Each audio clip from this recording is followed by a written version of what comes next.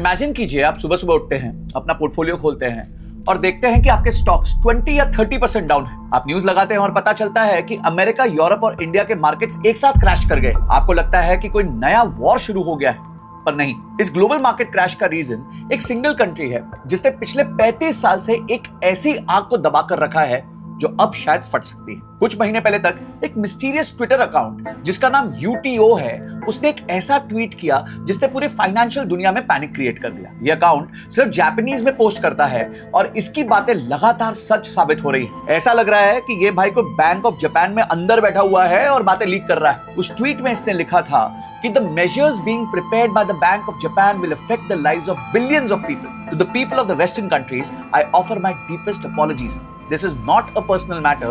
May God's blessings be upon you. एक country का insider अचानक पूरी वेस्टर्न दुनिया और इनडायरेक्टली हम सब से माफी क्यों मांग रहा है? क्यों दोस्तों, दुनिया के स्टॉक मार्केट्स और शायद आपका रिटायरमेंट फंड भी उधार के जापानीज पैसे पर ही टिका हुआ है और अब जापान अपना पैसा वापस मांग रहा है। आज के इस वीडियो में हम डिकोड करेंगे कि कैसे जापान का फ्री मनी ग्लिच अब दुनिया के लिए सबसे बड़ा खतरा बन चुका है। हम समझेंगे मिस्टीरियस आर्टिकल 589 के बारे में और सबसे important, as an Indian investor Dalal Street पर इस ग्रेट रिपैट्रिएशन का क्या असर होगा। तो कुर्सी के पेटी बांध लीजिए क्योंकि ये एक ऐसी फाइनेंशियल मिस्ट्री है जो आपके होश उड़ा देगी। और हाँ, आगे जाने से पहले अभी तक आप में से सिर्फ 26% लोगों ने चैनल को सब्सक्राइब किया है, तो फटाफट चैनल को सब्सक्राइब कर लीजिए, घंटी दबा दीजिए ताकि ऐसी अमेजिंग वीडियोस आपसे मिस ना हो। देखिए, इकोनॉमिक्स की नर्डी दुनिया में कहा जाता है कि दुनिया में 4 तरह की इकोनॉमिक्स होती है: डेवलप्ड, अंडर डेवलप्ड, अर्जेंटीना और जापान। आप सोच रहे होंगे जापान ही क्यों? क्योंकि जापान ने इकोनॉमिक्स के हर रूल को तोड़ा है और फिर भी आज तक सरवाइव कर रहा है। दोस्तों, जापान के पास अपनी इकोनॉमी के साइज के कंपैरिजन में किसी भी और डेवलप्ड कंट्री से ज्यादा गवर्नमेंट डेट है, 200% ऑफ देयर जीडीपी। इसका सिंपल मतलब यह है कि ग्रीस का जब फाइनेंशियल कोलैप्स हुआ था ना, तो उनके पास भी इतना डेट नहीं था। और हिस्ट्री में जिन कंट्रीज ने हाइपर इन्फ्लेशन देखा है, उनका डेट भी जापान से कम रहा है। हर टेक्स्ट बुक कहती है कि ऐसी कंट्री को डेकेड्स पहले कोलैप्स हो जाना चाहिए था, बट जापान में यह नहीं हुआ। पर ऐसा हुआ क्यों? इसका सबसे बड़ा सीक्रेट छुपा है इस बात में कि जापान का उधार आखिर है किसके पास। जब ग्रीस और अर्जेंटीना कोलैप्स हुए तो उन्होंने अपना पैसा फॉरेनर्स यानी बाहर के देशों से उधार लिया था। जब उन फॉरेनर्स ने पैनिक किया और अपने एसेट्स बेचे तो उनकी इकोनॉमी तबाह हो गई। लेकिन जापान अपना पैसा खुद को ही ओ करता है। द बैंक ऑफ जापान खुद अपने ही गवर्नमेंट बॉन्ड्स का 48% हिस्सा होल्ड करता है। जापानीज इंश्योरेंस कंपनीज के पास 20% है, जापानीज बैंक्स के पास 14% है और फॉरेनर्स के पास 8% से भी कम है। ये इनका सबसे बड़ा सेफ्टी नेट है। इसके अलावा 1980s में जापान एक मिरेकल इकोनॉमी था जहां टोक्यो के इंपीरियल पैलेस के नीचे की जमीन की वैल्यू पूरे कैलिफोर्निया की रियल एस्टेट से भी ज्यादा थी। लेकिन अर्ली 90s में यह बबल बर्स्ट हो गया और जापान 30 साल के डिफ्लेशन, जहां चीजों के दाम कम हो जाते हैं, वैसे एक साइकिल में फंस गया था। इस डिफ्लेशन से लड़ने के लिए बैंक ऑफ जापान ने अपने इंटरेस्ट रेट्स को गिराकर 0 कर दिया और 30 साल तक वहीं छोड़ दिया। जापान में पैसा बोरो करना एसेंशियली फ्री हो गया था और जब उधार का पैसा फ्री हो तो आपका डेट 200% हो,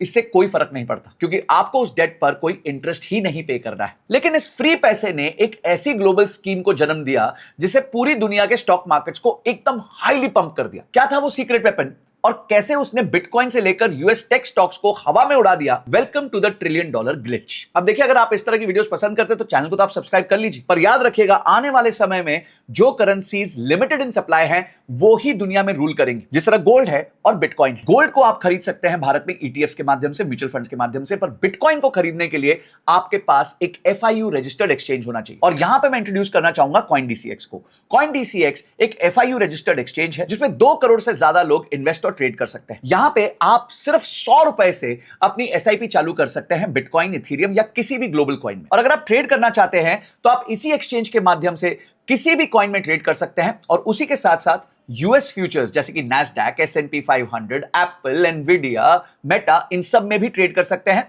और गोल्ड और सिल्वर में भी ट्रेड कर सकते हैं। यहां आपको अप टू 100x तक लेवरेज मिलती है, पर याद रखना लेवरेज कभी ज्यादा मत यूज करना, नहीं तो आपका अकाउंट वाइप आउट हो सकता है। बट अगर आज तक आपने कभी इन्वेस्ट ही नहीं किया है तो फटाफट ये ऐप डाउनलोड करके सबसे पहले मात्र 100 रुपए से अपनी एसआईपी चालू करिए बिटकॉइन में, क्योंकि बिटकॉइन जो है एक लिमिटेड करेंसी है। 2 करोड़ 10 लाख टोटल कॉइन होंगे, उसके बाद बिटकॉइन छपना बंद हो जाएगा। तो कॉइन डीसीएक्स का लिंक मैंने डिस्क्रिप्शन में दिया है, वहां से आप डाउनलोड कर लीजिए और अपनी बिटकॉइन जर्नी स्टार्ट करिए। साथ ही साथ एक फ्री टेलीग्राम ग्रुप का लिंक दिया है जो कम्युनिटी ड्राइव करती है, और वहां पे आप सीख सकते हैं कि कैसे आप क्रिप्टो करेंसी में इन्वेस्ट भी कर सकते हैं और ट्रेड भी कर सकते हैं। कम्युनिटी आपको सपोर्ट करेगी, टोटली फ्री ऑफ कॉस्ट है। लर्निंग भी कीजिए और साथ साथ अर्निंग भी कीजिए। अब वापस आते हैं वीडियो में। देखिए, ये $1 ट्रिलियन ग्लिच को समझने के लिए ना हमें मनी सप्लाई को देखना पड़ेगा। 2004 से लेकर अब तक अमेरिका की मनी सप्लाई 280% बढ़ी है, कनाडा की भी 370% बढ़ी है, लेकिन उस सेम पीरियड में जापान ने सिर्फ 90% मनी सप्लाई को ग्रो किया है। मतलब जापान अकेली ऐसी मेजर इकोनॉमी थी जिसमें उन्होंने अपना पैसा हमेशा कम रखा है और इंटरेस्ट रेट्स को जीरो रखा है। इन दो चीजों के कॉम्बिनेशन ने एक फाइनेंशियल लूपहोल क्रिएट कर दिया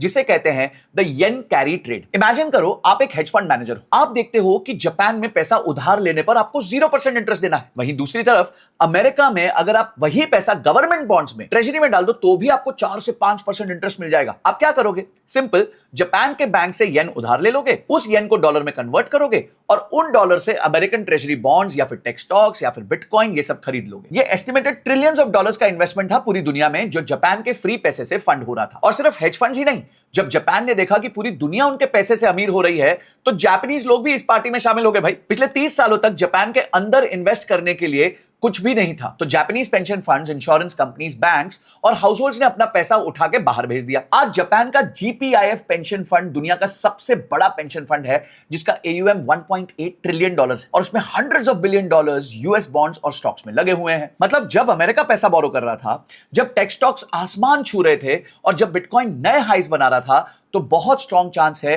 कि उस पंप के पीछे जापानीज मनी था। लेकिन दोस्तों, ये सब तभी काम आता है जब इंटरेस्ट रेट जीरो हो, और आज जापान की इकोनॉमी अपने ब्रेकिंग पॉइंट पर आ चुकी है। आइए कैसे समझते हैं। देखिए, 2020 के पैंडेमिक में ट्रिलियंस ऑफ डॉलर्स मार्केट में प्रिंट हुए थे, सप्लाई चेन्स टूट गई थी, एनर्जी प्राइसेस बढ़ गए थे और पूरी दुनिया में इन्फ्लेशन आ गया। 2022 तक जापान में डेकेड्स के बाद आखिरकार 2% इन्फ्लेशन हिट कर गया था। जब यूएस ने इंटरेस्ट रेट्स 5% कर दिए और यूरोप और कनाडा ने भी रेट्स बढ़ाए तो बैंक ऑफ जापान पैनिक में आ गया। उन्होंने सोचा, हमारे पास तो 200% डेट टू जीडीपी है, अगर हमने रेट्स बढ़ाए तो हमें इंटरेस्ट देना पड़ जाएगा, चलो हम कुछ नहीं करते। और उन्होंने अपने रेट्स को 0 पर ही होल्ड कर दिया। और यहां से आई सबसे बड़ी प्रॉब्लम। जब यूएस कैश पर 5% दे रहा था और जापान 0%, तो पैसा लगातार येन से निकलकर डॉलर्स में फ्लो करने लग गया। पहले आप $1 से 110 येन खरीद सकते थे, फिर वो नंबर गिर के हो गया 150 और फिर 160 तक चला गया। पिछले 40 साल का सबसे लोएस्ट लेवल, क्योंकि जापान अपना ऑयल और एनर्जी बाहर से इंपोर्ट करता है जो डॉलर्स में प्राइस होते हैं। एक गिरते हुए येन करेंसी का मतलब है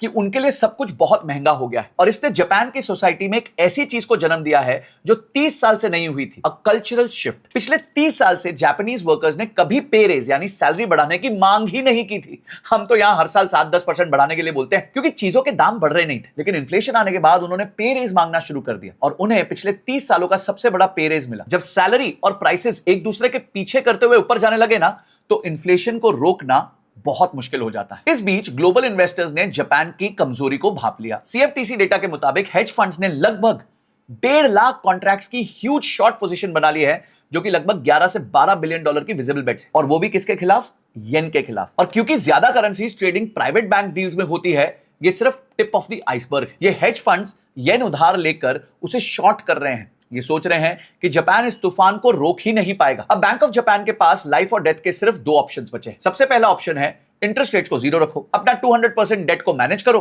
पर येन को तबाह होने दो, इससे देश के सेवर्स और गरीब हो जाएंगे और रेवोल्यूशन आ सकता है। दूसरा है येन को बचाने के लिए इंटरेस्ट रेट्स बढ़ाना चालू कर दो, पर तब 30 साल से सोया हुआ बॉन्ड मार्केट जाग जाएगा, 200% डेट पर रियल इंटरेस्ट लगने लग जाएगा और बैंक ऑफ जापान जो आधे से ज्यादा बॉन्ड्स ओन करता है मैसिव लॉस में चला जाएगा। कोई ऑप्शन 3 नहीं था, पर जापान ने ट्राई किया। उन्होंने थोड़ा सा इंटरेस्ट रेट बढ़ाया और $73 बिलियन खर्च किया करेंसी मार्केट में। उन्होंने येन खरीद लिए, पर 3 हफ्ते बाद येन वापस गिर गया। जापान को समझ आ गया कि जब आपकी इकोनॉमी चीप मनी पर चलती है तो ये सब करना ऐसा ही है जैसे गाड़ी के एक्सीलरेटर पर एक पैर रखे हुए दूसरे पैर से ब्रेक मारना है। ब्रेक पेडल्स जल जाएंगे पर गाड़ी नहीं रुकेगी। जापान को अब अपनी मास्टर स्ट्रेटजी इंप्लीमेंट करनी थी। एक नई गवर्नमेंट टोक्यो में आई जो और पैसा खर्च करना चाहती थी, मतलब और नया डेट इशू करना चाहती थी, पर बैंक ऑफ जापान जो उन बॉन्ड्स का सबसे बड़ा बायर था, अब कम खर्चा करना चाहता है। इस आपसी झगड़े की वजह से इन्वेस्टर्स डर गए और उन्होंने बॉन्ड्स होल्ड करने के लिए हायर इंटरेस्ट रेट्स मांगना शुरू कर दिया। आज जापान का 10 ईयर बॉन्ड जो 2022 में 0.25% पे करता था, वो लगभग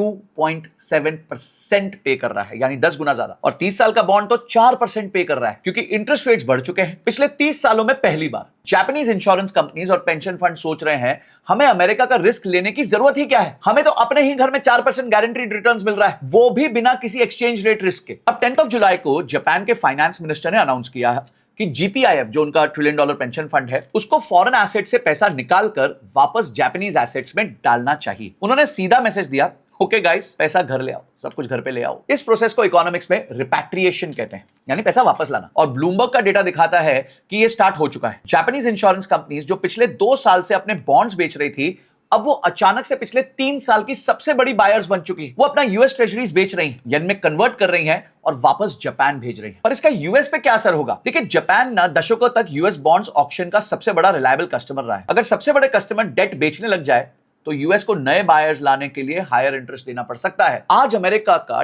10 ईयर ट्रेजरी बॉन्ड करीबन 4.7% दे रहा है। इसका मतलब क्या है? अमेरिका में जो 30 साल मॉर्गेजेस के रेट्स हैं वो इन्हीं बॉन्ड से तय होते हैं। इसका मतलब यह है कि आज अगर आप अमेरिका में घर खरीदने के लिए लोन ले रहे हो तो आपका मॉर्गेज रेट जापान सेट कर रहा है। लेकिन उन फॉरेन इन्वेस्टर्स का क्या जो चीप येन लोन्स लेकर बैठे हुए हैं? यहां एंट्री होती है मिस्टीरियस आर्टिकल 589 की। याद है मैंने उस जापानीज बंदे का नाम बताया था, यूटो, जिसका ट्विटर हैंडल है। उसने एक ट्वीट किया, article 589 will be cited far more frequently than you imagine, a warning to all borrowers who think they can continue to refinance through Japan. हालांकि ये ऑफिशियल नहीं है, पर रूमर्स के हिसाब से आर्टिकल 589 एक ऐसी लीगल लूपहोल है जो कहती है कि लेंडर आपसे इंटरेस्ट चार्ज नहीं कर सकता जब तक अग्री ना हो। इन सिंपल वर्ड्स, जापान के बैंक्स अग्रेसिवली इन सस्ते लोन्स की रीफाइनेंसिंग को रोकेंगे, फॉरेन इन्वेस्टर्स को कंट्रोल करेंगे और उन्हें फोर्स करेंगे कि वो येन को वापस ले आए। पर जापान को इस मैसिव 200% डेट के लिए और नए बायर्स चाहिए होंगे। उसके लिए उन्होंने एक ऐसी चाल चली है जिससे क्रिप्टो कम्युनिटी का ध्यान खींच लिया है। 20 जुलाई को जापान ने एक कानून पास किया है जिसे अमेरिका की क्लैरिटी एक्ट का वर्जन कहा जा रहा है। क्रिप्टो को लीगली एक फाइनेंशियल एसेट मान लिया गया है और जापानीज बैंक्स उन्हें होल्ड कर सकती हैं। क्रिप्टो ब्रदर्स ट्विटर पर सेलिब्रेट कर रहे हैं, पर दोस्तों याद रखना, जापान क्रिप्टो पंप करने नहीं आया है, वो इसे अपनी वेल्थ वापस लाने और अपने बॉन्ड्स बिकवाने के लिए कर रहा है। कैसे? 2 तरीके से। पहला, उन्होंने ऑफशोर क्रिप्टो वेल्थ पर 55% से टैक्स घटा के 20% कर दिया है, ताकि उनके लोग बाहर रखा हुआ क्रिप्टो वेल्थ वापस रेगुलेटेड एक्सचेंजेस पर जापान को लेके आ गए। Again repatriation. दूसरा, स्टेबल कॉइन्स। अमेरिका में टेथर जैसे stable coin companies US treasuries की सबसे बड़ी कॉर्पोरेट बायर्स बन चुकी हैं। हर डिजिटल डॉलर एक सेफ एसेट से बैक होना चाहिए। जापान ने इसी को देखा और सोचा, व्हाट इफ हमारे स्टेबल कॉइन्स सिर्फ जापानीज गवर्नमेंट बॉन्ड से बैक हो। अचानक से जापान को अपने हैवी गवर्नमेंट डेट का एक कंप्लीटली नया डिजिटल बायर मिल गया। वो अपनी डेट प्रॉब्लम क्रिप्टो के कंधे पर डाल देंगे। लेकिन इस ग्रेट रिपैट्रिएशन का हिस्ट्री में कैसा असर रहा है वो भी समझना जरूरी है। जब जापानीज येन स्ट्रांग होता है तब दुनिया रोते हुए अपने घुटनों पर आ जाती है। हर बार जब येन करेंसी डॉलर के मुकाबले रैपिडली स्ट्रांग हुई है, दुनिया में क्राइसिस आया है। 1998 में येन सिर्फ 3 दिन में 15% स्ट्रांग हो गया था। रिजल्ट, LTCM यानी कि लॉन्ग टर्म कैपिटल मैनेजमेंट नाम का मैसिव हेज फंड फेल हुआ और फेडरल रिजर्व को आकर मार्केट को बचाना पड़ा। रीजन, एक early version of yen carry trade unwind हो रहा था। 2008 येन पूरा साल हाई रहा तो ग्लोबल फाइनेंशियल क्राइसिस आ गई। मार्च 2020 कोविड क्रैश के दौरान, अगस्त 2024 बैंक ऑफ जापान ने जब इंटरेस्ट रेट्स 0.25% बढ़ाए, येन रॉकेट की तरह ऊपर चला गया और एक सिंगल डे में जापान का स्टॉक मार्केट 12% गिर गया। 1987 के बाद सबसे बड़ा क्रैश था और यूएस स्टॉक मार्केट 3% गिर गया। लाखों लोगों ने एक ही दिन में अपना पैसा खोया और उन्हें समझ नहीं आया कि क्यों, क्योंकि प्रॉब्लम यूएस में थी ही नहीं। जब ग्लोबल पैनिक आता है, इन्वेस्टर्स अपने सस्ते येन लोन वाले एसेट्स बेच देते हैं, येन वापस खरीदते हैं लोन चुकाने के लिए, इसीलिए मार्केट गिरता है और येन स्ट्रांग हो जाता है। लेकिन इस बार सबसे बड़ा फर्क क्या था? पिछली बार येन का स्ट्रांग होना एक साइड इफेक्ट था। इस बार बैंक ऑफ जापान खुद चाहता है कि येन स्ट्रांग हो जाए। उनकी रेट हाइक्स, रिपैट्रिएशन और आर्टिकल 589 सिर्फ इस एक गोल के लिए है कि वेल्थ वापस आ जाए। और दोस्तों, अगर इस अर्थक्वेक का एपिसेंटर जापान है ना, तो हम इंडियंस भी अछूते नहीं रहेंगे। आइए समझते हैं हमारे लिए इस सब में क्या है और एज एन इन्वेस्टर हमें क्या करना चाहिए। ये सोर्सेज डायरेक्टली पॉइंट आउट करते हैं कि दुनिया भर के सारे स्टॉक मार्केट्स, जिसमें इमर्जिंग मार्केट्स भी शामिल है, partially built on borrowed Japanese money है। जब वो उधार का पैसा अपने देश वापस ले जाएंगे ना, तो दलाल स्ट्रीट और इंडियन इन्वेस्टर पर इन 3 चीजों का डायरेक्ट असर होगा। सबसे पहला आएगा फॉरेन लिक्विडिटी शॉक। देखिए, अगर फॉरेन ग्लोबल हेज फंड्स को अपना येन कैरी ट्रेड अनवाइंड करना पड़ा, क्योंकि उन्हें अब 0% की जगह हायर इंटरेस्ट देने पड़ेंगे, तो उन्हें ग्लोबल मार्केट से अपने शेयर्स को बेचना पड़ेगा। यूएस और इंडिया दोनों एफआईआई यानी फॉरेन इन्वेस्टर्स का एक मेजर हब है। अगर एक छोटा 0.25% रेट हाइक भी आता है ना, तो वो मार्केट को गिरा देता है और इससे ना मैसिव अनवाइंडिंग होगी, जिससे दलाल स्ट्रीट पर ये जो एफआईआईज हैं वो अपना माल बेच सकते हैं, क्योंकि माल बेच के उन्होंने जो येन में उधार लिया होगा वो उनको वापस करना पड़ेगा। दूसरा है global borrowing cost will shoot up. जैसे हमने डिस्कस किया, जब जापानीज बायर्स यूएस डेट से निकल जाएंगे तो ग्लोबल बेसलाइन इंटरेस्ट रेट्स जो यूएस ट्रेजरीज होती है वो बढ़ जाएंगी। जब ग्लोबल इंटरेस्ट रेट्स बढ़ते हैं तो इंडिया जैसी ग्रोथ मार्केट को भी बाहर से कैपिटल उठाने में ज्यादा इंटरेस्ट रेट देना पड़ेगा। इंडियन कंपनीज जो फॉरेन डेट लेती हैं उनके एक्सपेंशन प्लान्स महंगे हो जाएंगे, जिससे उनकी अर्निंग्स पे प्रॉब्लम आ सकती है, जिससे ऑब्वियसली शेयर मार्केट को इशू होगा। और तीसरा, कैश इज किंग। जब अगस्त 2024 की तरह येन अप्रिशिएट होता है तो मार्केट्स लॉजिक पर नहीं बल्कि लिक्विडिटी क्रंच पर गिरती। ये हमारे लिए एक वार्निंग सिग्नल है। द सोर्सेज ये क्लियर कहते हैं कि येन का स्ट्रांग होना इस बार इंटेंशनल प्लान है। इंडियन इन्वेस्टर्स को चाहिए कि वो अपने एफएनओ बेट्स और एक्सेसिव पर्सनल लोन्स कम रखें और अपने पोर्टफोलियो में कैश रेडी रखें। जब ये फॉरेन मार्जिन कॉल्स आएंगे तो सॉलिड इंडियन कंपनीज और ईटीएफ्स आपको डिस्काउंट पर मिल सकते हैं। अब आते हैं वहां पे से जहां से हमने चालू किया था। जापान ने 30 साल तक पूरी दुनिया को फ्री मनी की ऐसी लत लगा दी जिसके नशे में ग्लोबल स्टॉक मार्केट्स और हेज फंड्स उड़ते रहे। लेकिन अब जापान में इन्फ्लेशन आ चुकी है, सैलरीज बढ़ रही हैं और उन्हें अपना पैसा वापस चाहिए। शायद अब आपको समझ आ रहा होगा कि यूटो नाम के इस मिस्टीरियस इनसाइडर ने अपने ट्वीट में माफी क्यों मांगी थी। उन्होंने माफी इसलिए नहीं मांगी थी कि वो जापान के अंदर कोई प्रॉब्लम ला रहे हैं। उन्होंने माफी इसलिए मांगी थी क्योंकि उन्हें पता है कि जब जापान अपना $1.8 ट्रिलियन का फॉरेन वेल्थ वापस खींचेगा ना और सारी दुनिया की चीप फाइनेंसिंग रोक देगा, तो वेस्टर्न दुनिया और उसके साथ जुड़े हुए हम सबके फाइनेंशियल सिस्टम्स में कितना बड़ा भूकंप आ सकता है। To the people of the western countries, I offer my deepest apologies. This is not a personal matter. May God's blessing be upon you. अगर आप इस तूफान से पहले अपनी तैयारी को मजबूत बनाना चाहते हैं तो ग्लोबली हो रहे इस हिडन चेंजेस पर नजर जरूर रखिएगा। आपको क्या लगता है, क्या जापान का ये रिपैट्रिएशन दुनिया के फाइनेंशियल सिस्टम को कंप्लीटली क्रैश कर देगा या दुनिया के सेंट्रल बैंक्स इसे संभाल लेंगे? मुझे कमेंट्स में जरूर बताइएगा। अगर ये कॉम्प्लेक्स टॉपिक आपको समझ आ गया है और इस वीडियो ने आपको आगे आने वाले स्टॉर्म के लिए प्रिपेयर किया है तो वीडियो को लाइक जरूर करना, अपने दोस्तों के साथ, फैमिली के साथ शेयर करना ताकि उनको भी जियोपॉलिटिक्स, फाइनेंस और ग्लोबल फाइनेंस के बारे में समझ आ सके, क्योंकि उन्हें भी पता होना चाहिए कि उनके स्टॉक पोर्टफोलियोज को कौन इनडायरेक्टली कंट्रोल कर रहा है। और किस मैटर पे ऐसी इन डेप्थ एनालिसिस बनाऊं, मेरे को नीचे कमेंट सेक्शन में बताना। और ऐसे ही अमेजिंग वीडियोस देखने के लिए चैनल को सब्सक्राइब करके घंटी दबा देना। और जाने से पहले फिर से कहूंगा, जैसे जापान भी बिटकॉइन पे डिपेंड कर रहा है, आप भी अपने 100 रुपए से बिटकॉइन की एसआईपी स्टार्ट कर सकते हैं। लिंक नीचे दिया हुआ है, उसको ज्वाइन कर लीजिए और अपने 100 रुपए से एसआईपी चालू करिए। और हाँ, साथ ही साथ फ्री टेलीग्राम ग्रुप को ज्वाइन कर लेना ताकि वहां पे आप क्रिप्टो करेंसी के बारे में सीख भी सके, इन्वेस्ट भी कर सके और ट्रेड भी कर सके। This is Sanjay Kathuria signing off till the next video. जय हिंद, जय भारत।